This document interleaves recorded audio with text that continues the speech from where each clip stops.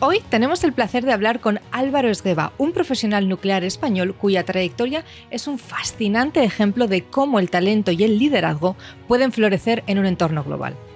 Desde sus inicios en el sector financiero hasta su rol clave en el proyecto nuclear más importante de todo Oriente Medio y la bandera del renacimiento nuclear a nivel mundial, la central de Barakah, Álvaro nos ofrecerá una perspectiva única sobre las oportunidades y la vida en los Emiratos Árabes Unidos.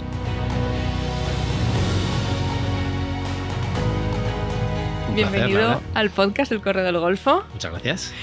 ¿Cómo estás? Bien, muy bien, tranquilo.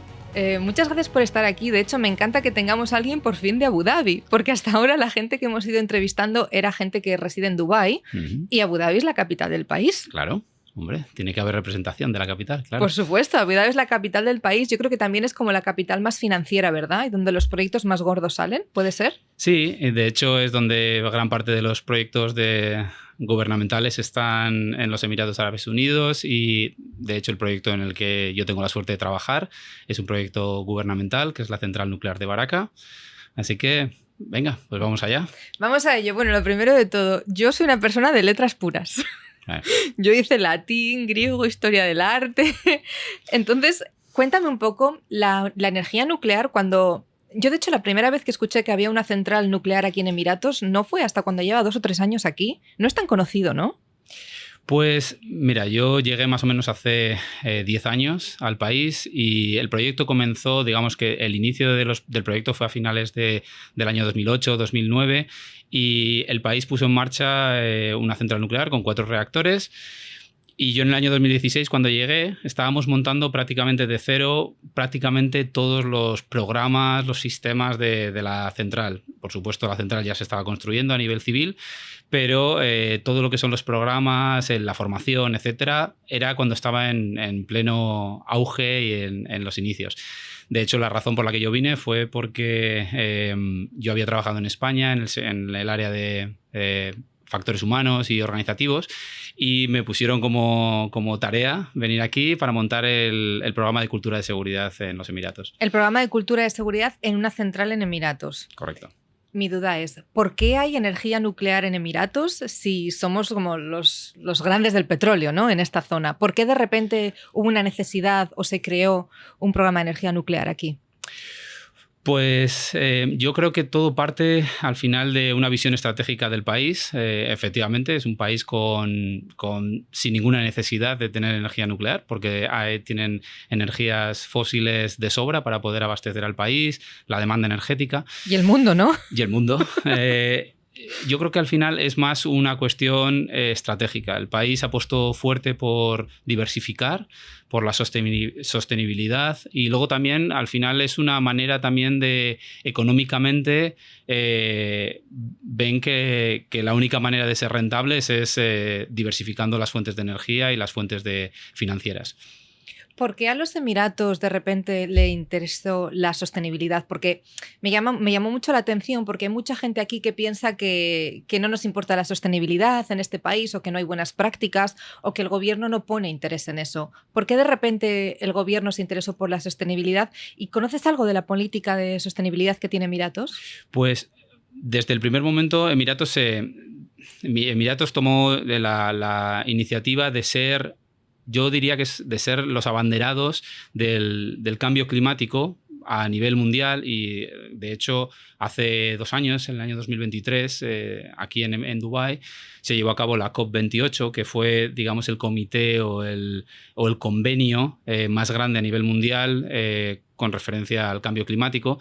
Y Dubái, Emiratos Árabes en general, se posicionó claramente a favor de la sostenibilidad, de las energías verdes. Sin ir más lejos, el compromiso del país es prácticamente tener libre de emisiones para el año 2050 y triplicar la producción de energía verde, en la cual la energía nuclear se incluye, para el 2030. ¿La energía nuclear es energía verde?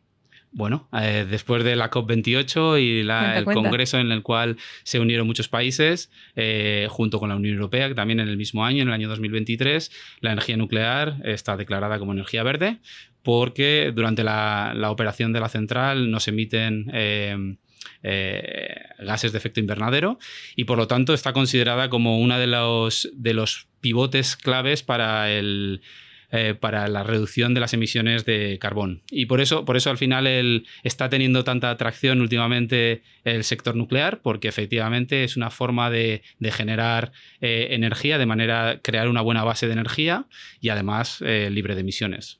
O sea, que tú crees que realmente para 2050 en este país que les encantan los coches, la gasolina y todo, ¿crees que realmente nos las vamos a quitar completamente? Ahí ya no lo sé. Ojalá, porque ese es el objetivo. Es el objetivo y además está invirtiendo muy, muy fuerte el país. La central nuclear de Barakah, que como te puedes imaginar es el proyecto que es uno de los proyectos más importantes, por no decir el proyecto más importante a nivel mundial de nuclear a día de hoy. ¿A nivel mundial? Es digamos, la primera central en el Oriente Medio de producción, de operación, en la cual tenemos 4 reactores de 1.400 megavatios, 5.600 megavatios, que eso es una barbaridad.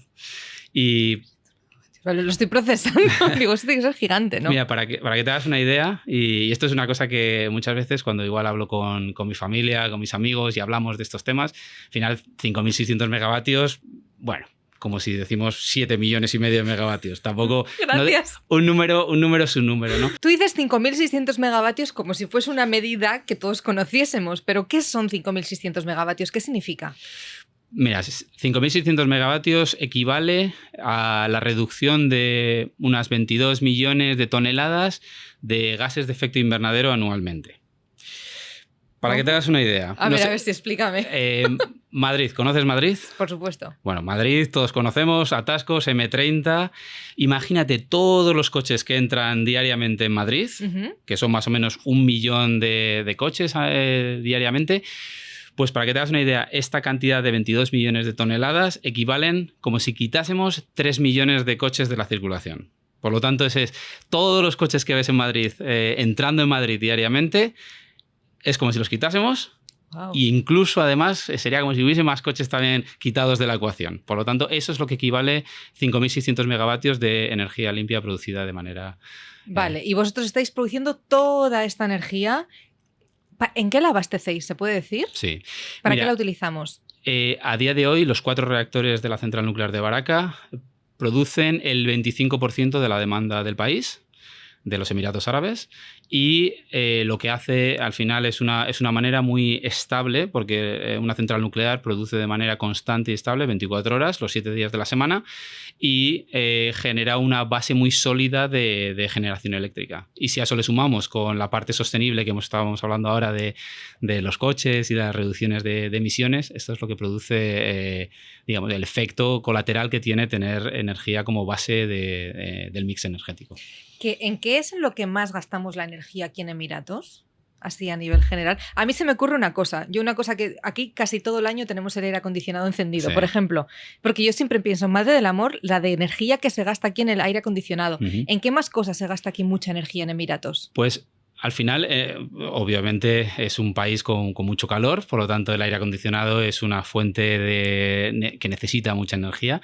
Pero si luego pensamos también desde el punto de vista de la sostenibilidad y pensamos desde el punto de vista de cómo un país como Emiratos Árabes, en medio del desierto, puede ser un país con futuro y es un país que da esta calidad de vida, también hay que pensar, por ejemplo, en cómo se produce el agua, cómo tenemos este agua potable, por ejemplo, en el país. Entonces, también requiere mucha energía las desalinizadoras de agua para agua potable. Luego también, por ejemplo, tenemos todas las infraestructuras, dar abastecimiento también a toda la demanda eléctrica y energética por ejemplo, ahora mismo quieres convertirse en el centro mundial de la inteligencia artificial. Todo esto en el mix requiere muchísima energía y requiere muchísima energía estable también. Por lo tanto, eso es una de las razones también por las que el país apuesta fuertemente por tener una diversificación de la energía. Además, me encanta que cuando estabas comentando, digo, es que aquí lo miran todo a lo grande en este país, porque no solo es una central nuclear, es la más grande de todo Oriente Medio y posiblemente, has dicho, la más grande del mundo. No es la más grande del mundo ahora mismo en operación. Hay centrales, por ejemplo, en Japón, en Canadá. en Ucrania, centrales que abastecen más cantidad de energía. Pero a nivel de nuevos proyectos, definitivamente ese es un proyecto enorme, porque ahora por ejemplo, hay mucha demanda, hay mucho interés por los reactores más pequeños. Sin embargo, estos reactores, que son un poco más tradicionales, aunque son avanzados, Emiratos Árabes yo creo que se puede considerar como que es la bandera del renacimiento nuclear a nivel mundial. Los ojos están puestos en el proyecto, porque además ha sido un proyecto que ha sido construido de una manera muy eficiente. Se ha cumplido prácticamente los plazos de construcción de la central y se ha empezado a operar de una manera desde el año 2020, que cargamos combustible en la unidad 1, en el primer reactor de la central nuclear. Consecuentemente, cada año hemos ido poniendo en marcha un nuevo reactor, hasta que tenemos ahora los 4 reactores que dan los 5.600 megavatios de una manera muy, muy eficiente, y eso el mundo ha estado mirando, ha puesto muchos ojos puestos en este proyecto, y por eso está considerada la bandera del renacimiento nuclear. Es que a mí eso es algo que me fascina de este país en concreto, ¿no? De Emiratos, que aquí son todo lo grande y todo con visión, con estrategia, y no piensan dentro de 2 años o dentro de 5, te piensan a 25 años, ¿no? Y el hecho, porque mucha gente dice, no, porque ahí son árabes, eran 4 tribus del desierto, no saben hacer las cosas. Mentira. Aquí saben hacer las cosas muy bien y a lo grande. ¿Cuál crees para ti que ha sido la clave del éxito de este proyecto tan grande como el de Barakah? O sea, ¿en qué se han ayudado para conseguir que sea tan grande y tan importante?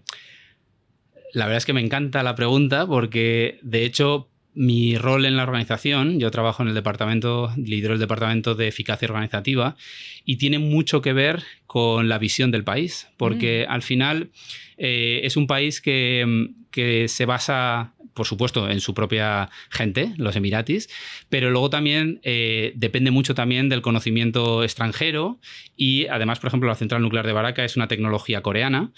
Entonces, si pones todo eso en un mix en el cual tenemos una mano de trabajo, mano de obra emirati, pero también una mano de obra internacional con una tecnología coreana, eso hace que durante los 10 años que estamos poniendo en marcha todos los programas hayamos tenido que enfrentarnos con muchísimos obstáculos, con muchísimos inconvenientes, porque claro, cuando tú pones un proyecto multinacional, multicultural en marcha, al final tienes muchísimas cosas que tener en cuenta, no venimos del mismo sitio, no hablamos el mismo idioma, tenemos muchas cosas diferentes. Sin embargo, mirando hacia atrás, yo creo que eso ha sido la clave del éxito. ¿De verdad? La clave del éxito ha sido que este es un proyecto multicultural, multinacional, y que hemos traído un poco lo mejor de cada sitio y hemos sabido convivir con ellos, sin intentar imponer las ideas de cada uno, porque cada uno veníamos con nuestras propias ideas preconcebidas de nuestros lugares de origen, de cómo hacíamos las cosas allí, y sin embargo hemos sido capaces de crear el modelo de cultura de la central nuclear. De la organización. De la organización. Y eso básicamente es un poco el rol que llevo ahora mismo en la organización, que es unir la parte tecnológica con la parte más humana, con la parte más del liderazgo, trabajando con los ejecutivos, pero también trabajando con todos los trabajadores a todos los niveles para asegurarnos que la interfaz hombre-máquina es adecuada.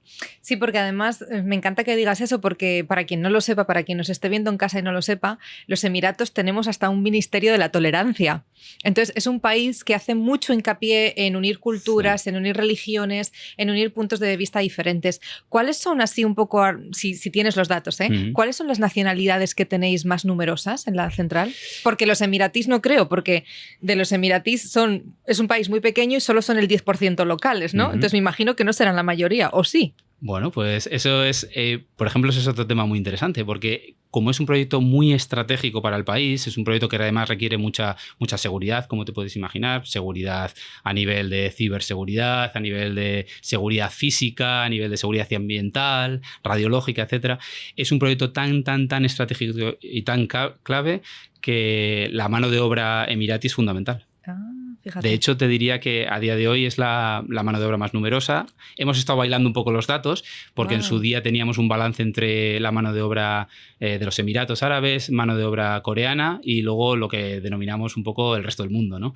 Y a día de hoy podríamos decir que yo creo que la mayoritaria, más o menos un 60%, podríamos hablar de que son emiratis, que ocupan los puestos, digamos, estratégicos a la hora de la operación, de la respuesta de emergencias, de bueno, de la ingeniería, etcétera, son los puestos clave de la central nuclear y estos puestos están reservados para ellos porque al final es el orgullo del país. Claro, su país, su La parte casa. técnica, seguimos teniendo también una influencia importante por la parte de los tecnólogos coreana y luego tenemos, por ejemplo, también a nivel de altos ejecutivos y de puestos de management, mucha influencia norteamericana y británica. Estos básicamente, digamos, un poco los que más influencian. Y luego también tenemos muy buenos referentes, por ejemplo, sudafricanos, que ellos tienen su propia central nuclear y han aportado también su expertise, también ocupan puestos relevantes en la organización. Y luego ya tenemos otras nacionalidades un poquito más minoritarias, como puede ser, por ejemplo, España. Y España es muy curioso también, porque España ocupamos puestos en departamentos clave. A ver, cuenta. Bueno, España, y me imagino que también tendrás latinoamericanos. Sí, también. Cuenta. Todos los hispanos. Efectivamente, es España y Latinoamérica. Tenemos compañeros de Colombia, tenemos compañeros de México, de Venezuela, de Argentina. Pero sobre todo, la parte española, digamos que ofrecemos también un valor técnico fundamental, porque el ingeniero español somos técnicamente digamos que una población con técnicamente muy buenos. Tenemos mucha calidad técnica y, por ejemplo, hay mucha gente que opera la central. Hay españoles dentro de la propia sala de control. Tenemos españoles que forman a las personas que están dentro de la sala de control. Tenemos españoles ocupando puestos importantes también en departamentos como el manejo de combustible o el combustible nuclear, en la ingeniería. Y luego, por ejemplo, luego hay casos un poquito más peculiares, como es el mío, que yo estoy en un departamento más de, digamos, de personas, en el que lidiamos con los altos ejecutivos, con un poquito más en esas facetas, un poquito más del coaching, del liderazgo. Pero bueno, como puedes ver, por todos los lados. Estamos un poquito metidos en cada uno de los puntos clave. Qué interesante. Porque ¿cuántos trabajadores tiene aproximadamente la central? Pues en la operación de la central, lo que es ahora mismo ya que la central ya está funcionando, ya está de manera, digamos que un poco con nuestro día a día de la central, aproximadamente somos unos 4.000 empleados en la Comisión de la Energía Nuclear y luego durante la construcción, y de ahí viene también que hubo un momento que era el proyecto de construcción más importante también a nivel mundial, había dentro de lo que es la propia central nuclear, viviendo, trabajando en el día a día, 23.000 personas. ¿Eso es una ciudad? Es más que una ciudad, es una ciudad enorme, sí, sí. ¡Wow! Y todos estos además, y hay más mujeres que hombres. ¿Cómo es la paridad de género? Bueno, el sector nuclear todavía... Más hombres, ¿no? Me imagino. Hay más hombres. Es verdad que es una de las centrales nucleares seguramente con el ratio hombre-mujer en el cual la mujer tiene un ratio más elevado. Así, ¿eh? El país es verdad que es muy consciente de dar oportunidades a la mujer. Emiratos Árabes es un país muy abierto para darle a la mujer oportunidades y en este caso concreto hay muchas personas en puestos ejecutivos, emiratis, mujeres, y que están tomando decisiones en el día a día en este proyecto tan importante. Me llama mucho la atención y me gusta que digas eso porque me acuerdo que yo hice un evento donde se comentó que Emiratos Árabes Unidos es un país con el mayor número de mujeres coders en el mundo de informática, que me llamó mucho la atención. Y ahora, no, que también, o sea, que hay muchas ingenieras que están aportando mucho en este país. Pues no tenía el dato, sí, pero la verdad es que es muy interesante y la realidad es que es así. Es que las mujeres no solo además están, por supuesto, en número, están aumentando, sino que además está creciendo muchísimo. El sector nuclear, además, yo creo que desde hace ya una década se ha enfocado muchísimo también en dar visibilidad, influencia y poder también a la mujer.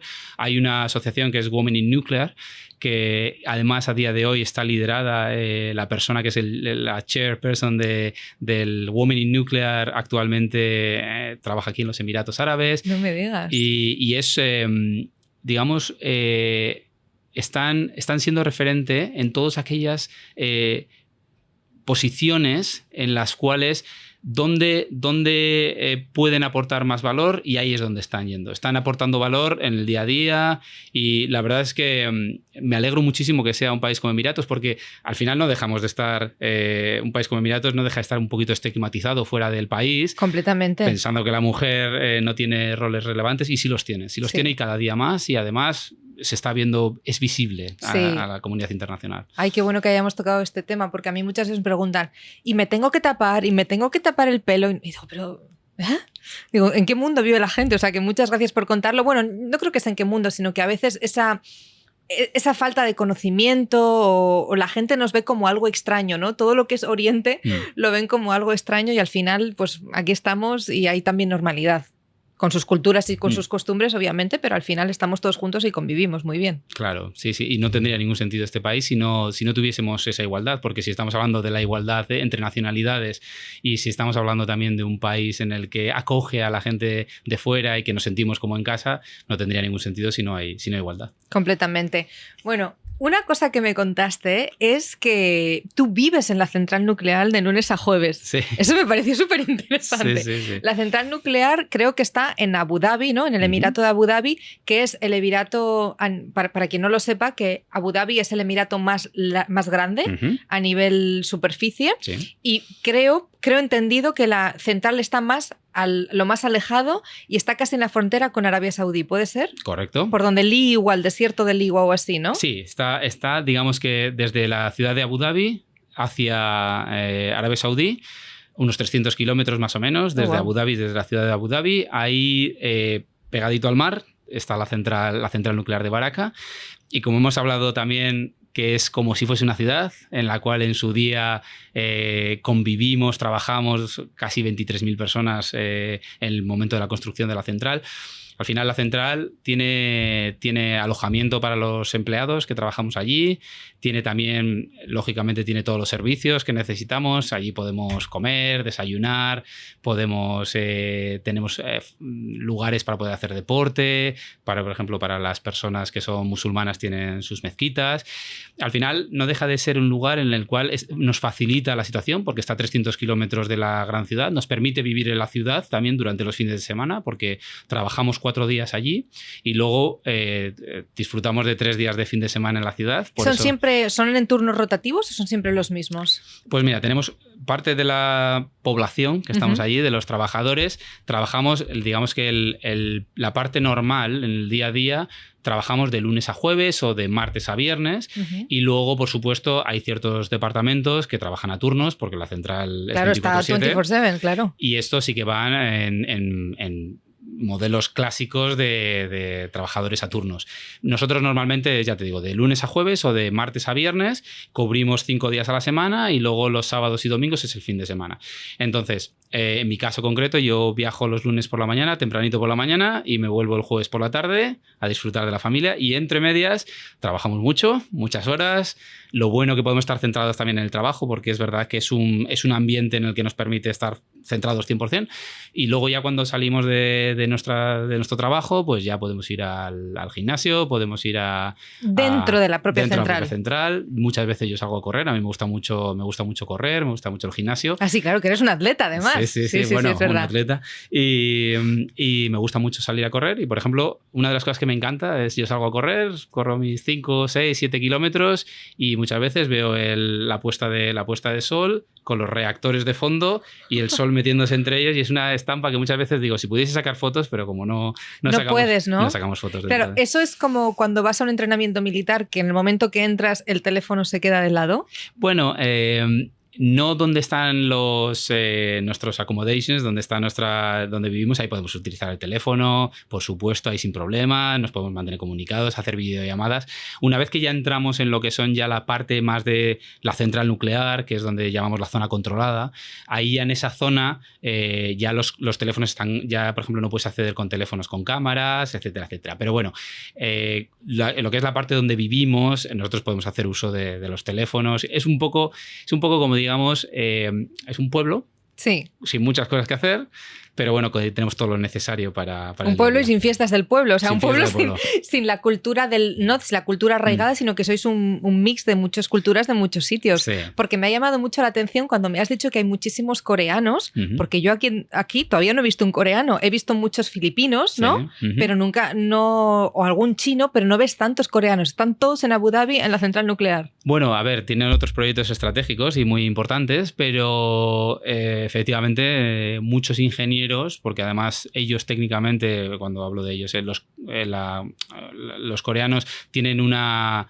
mucha potencia técnica a nivel nuclear, y es por la razón por la que muchos de los ingenieros que trabajan allí, incluso en departamentos gubernamentales en Corea, vienen a Emiratos, trabajan en la central nuclear, hacen el transferimiento de conocimiento a nuestro personal emiratí, internacional, y luego vuelven a sus países. Normalmente suelen ser contratos, más bien contratos temporales, contratos de 4 años, ayudan a operar la central y luego vuelven a su país, a su organización, o algunos de ellos les encanta vivir aquí y se quedan. ¿Y cómo hacéis para convivir todos ahí? Porque claro, cuando estáis ahí 4 días, estáis mucho al trabajo, me imagino que obviamente también habrá estrés, echáis de menos a la familia, la soledad, tal. ¿Cómo hacéis para que haya una buena convivencia entre todos? Sí, bueno, bien. Porque es como un campamento grande eso, ¿no? Es como un campamento. Tenemos, lo que pasa es que tenemos allí unas habitaciones para cada uno de los empleados.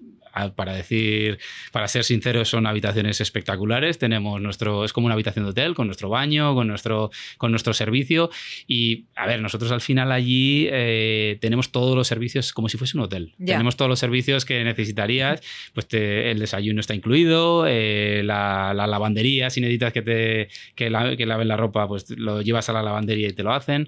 Luego, si quieres, hacen, no lo haces tú, te lo hacen. No, claro. Allí es, digamos, es como si fuese un servicio de hotel. Pero bueno, hotel de 5 estrellas. Bueno, a ver, sí, un hotel, es un buen hotel. Y luego tenemos, por ejemplo, nosotros lo que le llamamos la cantina o el restaurante, que ahí vamos los empleados, y pues ahí es donde te ves a tus compañeros, hablas un rato, o si no, directamente estás hablando con tu familia y mantienes un poco también ese factor social también, de poder compartir fuera del trabajo también con tus compañeros, más allá de lo que estamos hablando en el día a día, en las reuniones, etcétera. Tienes la posibilidad, por ejemplo, pues al que le gusta el fútbol, pues juega fútbol, porque tenemos un campo de fútbol, que le gusta el baloncesto, juega baloncesto, a los que nos gusta correr. Yo, de hecho, mis grandes contactos y compañeros en la central los conocí jugando a fútbol en la central nuclear. O sea, Qué bueno. Parece que pierde valor, pero fuera del trabajo conoces mucha gente jugando a pádel. Tenemos pistas de pádel dentro de la central, jugando a fútbol, saliendo a correr, etcétera. ¿Y cómo es? Una cosa que me llama mucho la atención y te la quiero preguntar, ¿cómo es la comida? Porque teniendo gente de tantos sitios diferentes, ¿cómo es la comida allí? Bueno, a ver, la comida buscan hacer un poquito también entender quiénes son los consumidores de la comida. Uh-huh. Entonces, hay una parte que es árabe, hay una parte que es una comida muy típica de aquí. Luego hay una parte que es una comida muy típica india, porque también tenemos una población muy importante, un alto porcentaje de comunidad india, pakistaní. Y luego también hay una parte siempre reservada, por ejemplo, porque ellos también son muy especiales con su gastronomía, pues, coreanos o japonesa también. Hay como una parte de asiática o filipina, y luego es la parte en la que en los cartelitos te pone comida internacional, y eso es más un poco nuestra parte. Pues ahí tienes tu pasta, ensaladas, un poquito la carne tal y como la cocinamos nosotros, ¿Así, las pechugas de pollo. O sea, fíjate que es que tienen en cuenta todos los aspectos, porque eso lo estaba pensando yo. Si estás 4 días ahí viviendo, durmiendo y tal, si no tienes contacto así tan directo con tu vida diaria, la comida es una de las grandes fuentes que nos arraiga y nos trae un poco como a casa, ¿no? De una zona de confort. Y estaba justo pensando, ¿cómo será la comida ahí para dar gusto a todos? Sí, y de hecho es uno de esos puntos que cuando tienes estos malos días, porque hay veces que lógicamente hay días que estás muy bien y otros días que piensas que cuando me voy a volver a Bilbao otra vez a vivir, o a Madrid, es cuando es precisamente una de las cosas principales, la comida. ¿Verdad? Es como un gran refugio. Cuando estás fuera algo es como, ay, me siento en casa otra vez. Totalmente. Porque a mí estaba pensando, la comida india pica un montón, y la coreana también, con todo el kimchi y todo, digo, menos, o sea, que tienes una parte que interesante. Y me fascina cómo lo han pensado todo, ¿no? Sí. O sea, que tienes hasta pistas de pádel, pistas de baloncesto, pistas de fútbol. Me imagino que tendréis sala de cine también. Pues tenemos lo que es como una especie de tienda de campaña grande, que le llamamos el Majlis, vale, que es donde nosotros, por ejemplo, a veces incluso organizamos reuniones allí, en las cuales entramos dentro. Es como una sala muy tradicional de aquí de los Emiratos Árabes, donde digamos que es como una especie de tienda de campaña cubierta con su aire acondicionado, pero tiene un espacio reservado para que si tú quieres charlar en círculo puedes hablar, pero a su vez también luego tiene la posibilidad de que si hay un partido del Mundial o un partido de la Eurocopa, nos reunimos todos allí, vemos el fútbol, vemos el partido, disfrutamos de la comida tradicional. Luego, por ejemplo, durante Ramadán, cuando se rompe el ayuno, también utilizamos como muchos símbolos de la cultura emirati, y al final eso nos hace también a nosotros formar parte de su mundo, de su vida, y es lo que hace también que eso también arraigue mucho a las culturas externas o las culturas que venimos, por ejemplo, de España, de Latinoamérica. Nos hace también sentir mucho como en casa, y ahí es donde yo he descubierto, porque hace 10 años yo cuando vine aquí tampoco tenía un gran conocimiento de cómo era esto, de cómo la cultura local, sí, de las tradiciones. Pero es cuando he empezado a entender la historia también de nuestro país, de la influencia de países árabes, cómo nosotros tenemos una gran influencia árabe. Sí. Muchas cosas que hacemos, que decimos, cómo las hablamos y cómo las expresamos, incluso palabras de nuestro propio idioma, tienen que ver con sus tradiciones, con su idioma, con sus culturas. Y de hecho también creo que esa es una de las partes fundamentales que me gustaría también remarcar para las personas que nos estén escuchando, es que la comunidad latina, y yo estoy hablando ahora en especial de la parte de España, tenemos un vínculo muy fuerte con los emiratis. Ellos nos aprecian realmente porque, nos quieren muchísimo. Porque tenemos pero nuestra cultura es muy parecida a la suya y tenemos una gran capacidad de conexión con ellos. Y por eso también hay ciertos momentos que los españoles tomamos roles de liderazgo porque tenemos la gran capacidad de adaptarnos al ambiente. Cosa que a lo mejor otras culturas, digamos, potencialmente más, que ocupan puestos más de liderazgo en organizaciones, no tienen a lo mejor esa gran capacidad que tiene el ingeniero, el economista, el médico español, el profesor. Nosotros tenemos esa gran capacidad de adaptabilidad al ambiente. Qué maravilla. Tengo una pregunta. Cuando me estabas hablando del match list y todas las actividades que hacéis, ¿es mixto o es separado? Hacemos mixto, pero hay muchas actividades que se hacen por separado. Al final la cultura, el respeto viene por aceptar las tradiciones tal y como vienen, pero muchos de los eventos que organizamos, la gran mayoría, por supuesto, y sobre todo cualquier cosa relacionada con la central o con el negocio es mixto total. Pero luego hay, por ejemplo, hay muchas partes que se reservan única y exclusivamente, por ejemplo, para mujeres. Sí. Para que estén más cómodas. Para que estén más cómodas. Simplemente por ponerte un ejemplo, las pistas de pádel, hay 4 pistas de pádel y una de ellas está reservada para que las mujeres puedan jugar en el momento en el que quieran. Incluso se puede tapar la pista para que ellas tengan también la posibilidad de jugar, si quieren, de manera privada, porque lógicamente cuando juegas o haces un deporte, pues requiere también a lo mejor una vestimenta que ellas a lo mejor no se sienten cómodas y ofrecen la oportunidad. Pero al final es una cuestión de dar oportunidad más que de imponer. Sí, total. Por supuesto, una mujer puede jugar perfectamente un partido de pádel con un hombre, o un partido de baloncesto, o salir a correr, o lo que... O sea, se pueden hacer cosas mixtas, sí, pero se da la opción de hacerlo separados si quieres. Sí. Me parece súper interesante porque yo aquí tengo una muy buena amiga aquí, ella es musulmana y tiene el hijab y va tapada, ¿no? Entonces, un día dije, vamos a yoga. Me dijo, sí, vale, pero que sea yoga para mujeres. Dije, vale, claro, sin problema. Y me acuerdo cuando llegamos, claro, tuvimos que tapar todo, pero no era por querer aislarnos, sino era por el simplemente hecho de ella, al querer hacer deporte, se quería quitar el velo y entonces, claro, quería estar cómoda, que no la viese ningún hombre o cualquier cosa, entonces se tapa todo para eso, ¿no? Efectivamente. Que en realidad es eso, es el tener en cuenta las necesidades de todo el mundo, que es lo que dices, que si quiere puede venir y jugar con un hombre como quiera, pero si quiere también le damos la opción. Correcto. Bueno, después me ha fascinado, muchísimas gracias porque me parece súper interesante este tema. Si ahora, por ejemplo, imagínate que nos está viendo, creo que me contaste que tu sobrino es ingeniero, ¿no? Sí. O alguien que quiere estudiar ingeniería, o alguien que te ve y dice, jolín, pues mi sueño también, yo soy ingeniero y mi sueño sería trabajar en eso. ¿Cómo aterriza un ingeniero en Emiratos y en la central nuclear más grande de Oriente Medio? ¿Cómo puede venir alguien que nos esté viendo desde casa?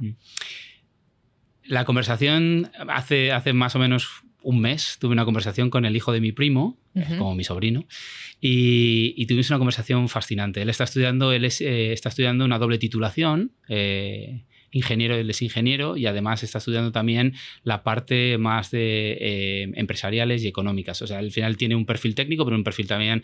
Y como él sabía que yo había estudiado ingeniería en organización industrial, también ingeniería técnica en informática de gestión, que tenía un poco este también componente mixto, él me preguntó y me dijo...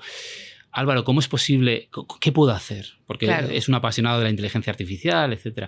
Y entonces es cuando yo le conté un poquito también mi experiencia, le conté también un poquito cuando yo llegué al país hace 10 años y creo que es muy relevante porque los miedos que él tiene ahora que le está terminando la carrera o recién terminada la carrera, esos miedos que tiene él ahora mismo son los miedos que tuve yo en el año 2016. Porque yo llegué al país cuando tuve la oportunidad de entrar en este proyecto, que era un proyecto que me fascinaba y era un proyecto... ¿Cómo te vino la oportunidad? Yo había trabajado para proyectos en sector nuclear en España, en aspectos de cambio cultural, de factores humanos, liderazgo, cultura de seguridad, para las centrales españolas. Y a mí me surgió una oportunidad porque hubo un proyecto allá por el año 2010 que trabajé con una empresa americana en el que trabajamos para una central española en el cambio cultural. Y esa persona que estaba liderando el proyecto desde Estados Unidos, la persona de la empresa americana, le ficharon aquí en el año 2014, le ficharon como para llevar el programa de cultura de seguridad y liderazgo en la central. Y él necesitaba una persona que en un momento dado que hiciese la transición porque él se tenía que volver de nuevo a Estados Unidos. Y entonces pensaron en mí, me vine ya directamente para trabajar para la comisión en el año 2016 y apliqué el conocimiento que tenía ya en España y había trabajado en centrales también para proyectos para la Comisión Europea, para diferentes centrales en Bulgaria y para centrales, sobre todo, prioritariamente en España. Y entonces ese conocimiento, directamente cuando vine aquí, pues lo pude aplicar. Y volviendo al tema, por ejemplo, de cómo un ingeniero, o qué le diría yo a un ingeniero joven, o qué le dije yo a mi sobrino en este caso, es que estos miedos que tenemos los tenemos todos. Y que yo cuando llegué aquí vine con mucha ilusión, pero con la mochila llena de miedo y con la mochila llena de, madre mía, este proyecto me va a comer, este proyecto es enorme, en inglés. Yo trabajaba en muchos proyectos en inglés para la Comisión Europea, pero nunca había trabajado todo el rato y vivido en un ambiente multicultural, multinacional como este. Y fueron unos meses, yo diría incluso 1 o 2 años en los cuales fue mucho esfuerzo, fue mucho, incluso en muchos momentos yo te diría que tensión y nervios, pero una vez pasado ese momento, ¿qué pasa? Empiezas a descubrir que lo que tenemos dentro, el conocimiento técnico de un ingeniero en España, vale muchísimo más que todas esas barreras mentales, psicológicas que tenemos a la hora de pensar de qué puedo hacer yo en un proyecto en inglés. ¿Qué puedo aportar, no? Y es cuando realmente empiezas a ver que la gente que viene de España viene muy bien preparada, está muy bien valorada y sobre todo que luego la gente en las empresas, en cuanto ya le pierdes un poquito el miedo a la comunicación en inglés, bueno, o en cualquier otro idioma, es cuando realmente empezamos a demostrar el potencial que podemos aportar. Y eso, bien, sí, dura un tiempo, pero pasa. Sí, es un periodo como de adaptación, sí. ¿no? Yo me acuerdo cuando me mudé aquí, el primer mes me dolía la cabeza de hablar todo el rato en inglés. Sí. Decía, Dios mío, qué esfuerzo mental. Sí. Porque era 24/7 en inglés y me acuerdo que es que me dolía la cabeza literal, ¿no? Sí. ¿A ti te pasó lo mismo? Me pasó exactamente lo mismo. Yo llegaba a casa, decía, madre mía, me ponía la cena y decía, no, me duele la cabeza, estoy exhausto, me metí en la cama, caía redondo.